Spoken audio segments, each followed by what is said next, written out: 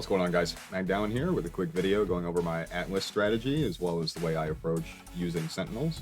We'll go over the mods that I like, the way I recombine them, and the way I actually utilize them when I'm in a map scenario. So if that interests you, hit that like and subscribe button and let's get into it.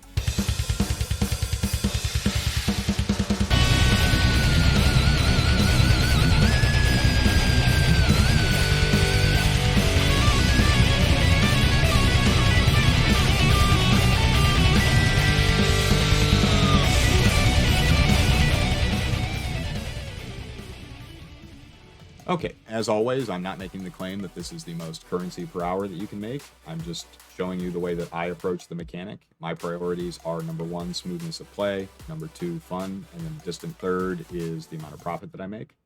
So, having said that, I do think the currency reward is the best one for me because it drops the most items that I can pick up, put in the stash, not have to trade. I'm done with it. I don't know how many exalts per hour it drops. I don't care. I just want to pick the stuff up and be done with it.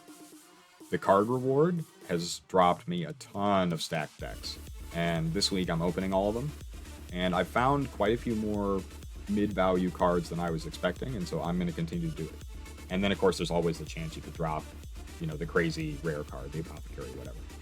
Delirium Award drops Cluster Jewels all the time, and I enjoy rolling those and selling them for small to medium profit, and that's been working out pretty well for me. The Sentinel reward drops all the Recombinators, pretty self-explanatory. If you're not using them, you should be, or selling them, whatever.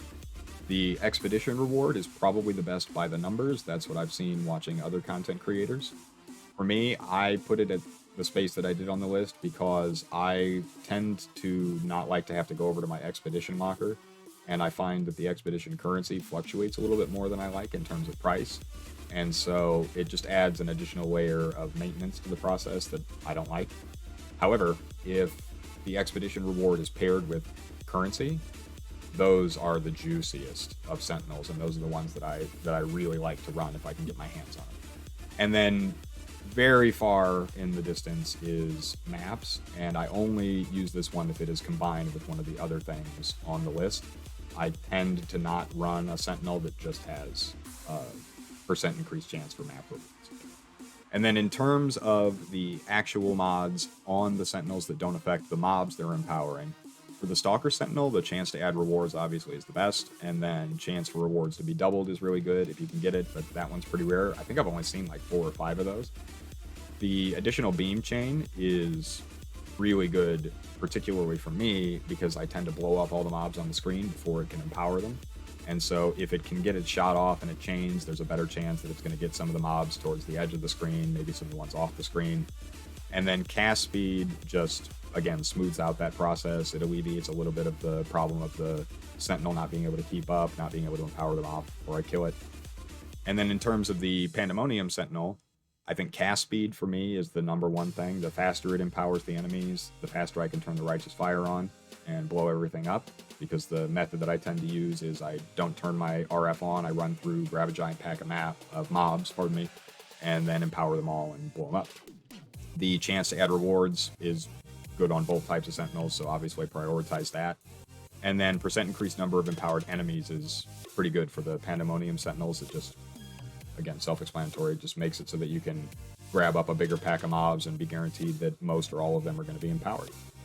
So let's jump in game here, and we'll go over a little bit about how I read the Sentinels, and then we'll talk about my Atlas passive tree, and then a little map showcase. I'll show you how I actually use the Sentinels in the context of the mapping experience.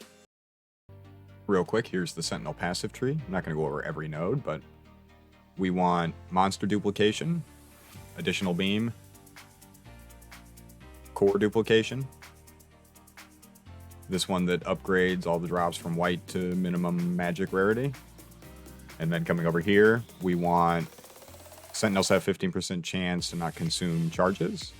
And then we're going to come all the way down here so that we can have the Pandemonium Sentinels be activatable a second time. Pretty simple. I don't know if that's the optimal setup. It's just, again, what I'm running. It seems to be working just fine for me.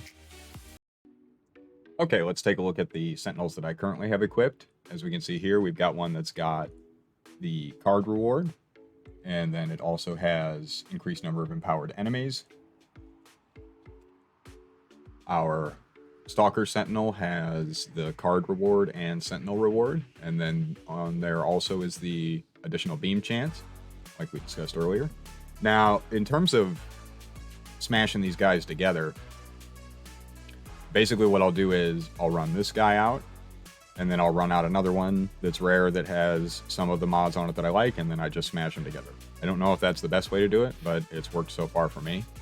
I also found that for a while I was under the impression that you couldn't use the power cores on them if they had not been depleted, but that is not the case. You can totally just smash them together without running out their charges, and if you get to a point where you don't have any really good ones to run, I do just grab a bunch of my blue ones that have one or two of the mods on it that I like and just start smashing them together. Even if it is wasteful, I pick up so many that have one of the rewards I like that if I'm not careful, I just fill up this whole thing and then they're filling up my inventory and whatever, so wasting them is not an issue.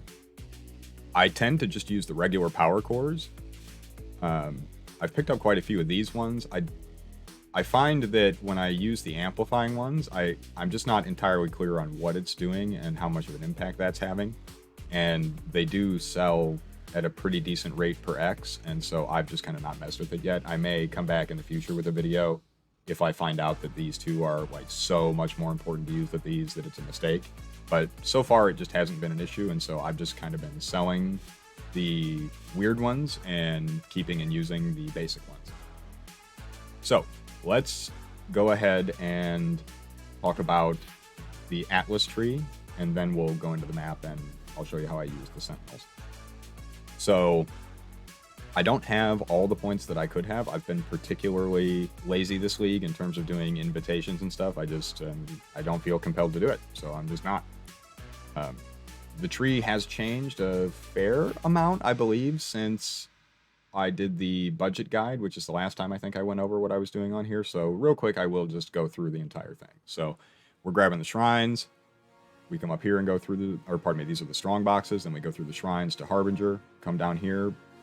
We're blocking Metamorph, Light, and Ritual. And then we come over here, grab the Delirium node, and then we're going to block everything over here. Coming up here, more Harbinger nodes. We're going to come up here and grab one of these map nodes. I may end up unspecking these as well. I'm finding my map sustain is just fine now. We're to the point now where I'm doing enough maps, killing enough mobs, juicing enough that map sustain is just not an issue anymore. We're going to come up here, grab all of our blue influence. Here, grab the rest of that. Sextant cluster. Strong boxes here.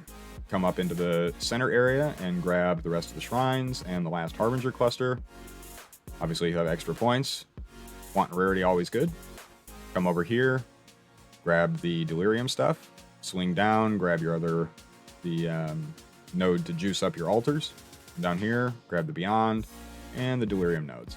When my laziness is concluded and I grab the last handful of points that are available to me, I will probably come down and grab the other Beyond nodes, and then come over here and fill out the card duplication thing for strong boxes.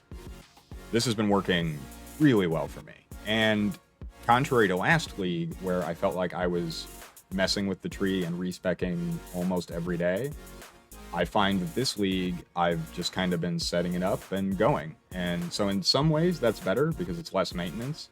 And in some ways, it's a little bit worse because I'm not having as much fun as I was last league with just constantly respecking, trying different mechanics. I did sort of find a thing that works this time, and I've just stuck with it. So again, your mileage may vary, but this is the way that I'm doing it, and it seems to work well in combination with the way that I approach the Sentinels. So let's jump into a map. All right, here we are in a Crimson Temple map, and I'm going to go ahead and just run forward here, make sure, see if we get a Mirror of Delirium spawn. Looks like we did not this time. And I'm just going to go ahead and run up here, grab some endurance charges, and then this is good enough. I'll just pop the Pandemonium once. I'm going to keep running, pop the Pandemonium again, grab the Shrine, Righteous Fire, blow them up. Now we're going to swing back through, take out these guys, pop the Stalker Sentinel, smash the map.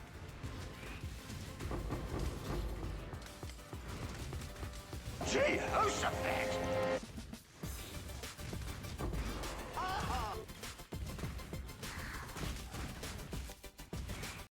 All right, that's all I've got for you guys today. Hopefully you found something useful or interesting in the information that I had to share. I will be back very soon with an update video on the build progress. We are moving towards putting together the last guide in the trilogy of Righteous Fire guides I plan to make this week, the high investment variant. I am also interested in covering the report that came out of Europe about the monetization practices and loot boxes. So that is coming shortly. And then I have some ideas for some very rudimentary beginner guides. I've been talking to a lot of people that have mentioned that it would be useful to just have on my channel a set of guides for literal new players to the game who are trying to get into the stuff for the first time. A lot of the content that I do is sort of tinted by the fact that I've played for so long, and so I've noticed that I'm often making assumptions about how much currency newer players will have or how easy it is for folks to do some of the things I'm telling them that they might try doing.